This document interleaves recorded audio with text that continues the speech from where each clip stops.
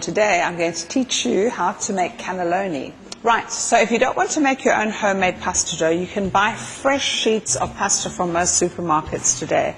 And what we're going to do is we're going to make a beautiful vegetarian cannelloni, and we're going to use spinach, okay, some beautiful blanched spinach, and some ricotta to go with that, and garlic. We need some garlic to go with that, and I quite like a bit of feta with it. So if you're using feta, don't put any salt in it. Some feta. Don't crumble it too fine because it's nice to encounter a little blob of salt every so often. Okay, so like that. We're going to give it a good mix together.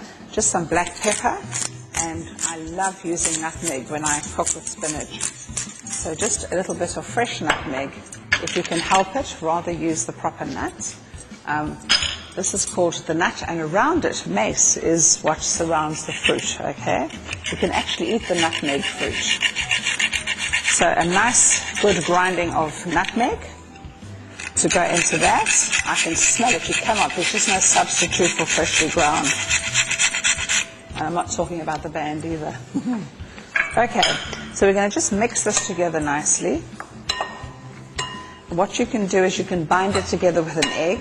If you wanted to, you could add more cheese. As we speak, as it stands, this is a very low-fat meal because ricotta cheese has very little fat in it. So if you wanted to, you could put some Parmesan, and we're going to just bind it with one beautiful sunny egg. Look at that. That's just too gorgeous for words. And then, just remember, if you're having this as a main course, you want to have a nice sort of filled parcel, okay? I have made a whole lot of them up front. If you have a look here, you can see. They're beautiful cigars of cannelloni. We're going to do that. We're going to just take enough cheese. You can actually even just shape it into a cigar shape. And we're going to just do that. And you just bring it over and just fold it. You don't even have to glue it, because what's going to happen is the minute the moisture gets into that pasta, trust me, it's going to glue itself shut.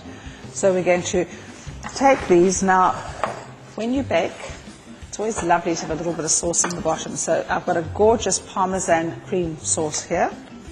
So you're going to just put that in the bottom of your dish.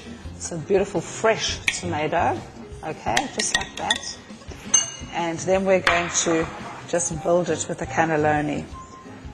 You can make each person a little portion like this with 4 cannelloni if it's a main course, and serve it with a salad. Or you can make a big fat family dish and you could add mince to it as well. Often people put mince on the inside. You could actually layer it, have a layer of mince, a layer of spinach, and then you put your cannelloni on top. I'm going to go with some beautiful fresh tomato all over that. Remember, it's about the pasta, so don't drown it in sauces.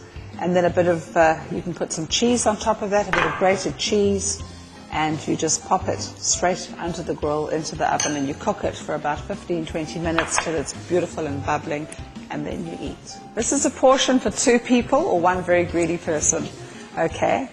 It's baked off, you can see it's gorgeous. It has wonderful layers of, look at that. Just look at the inside of that. It's really, really tasty. So, when in doubt, make cannelloni.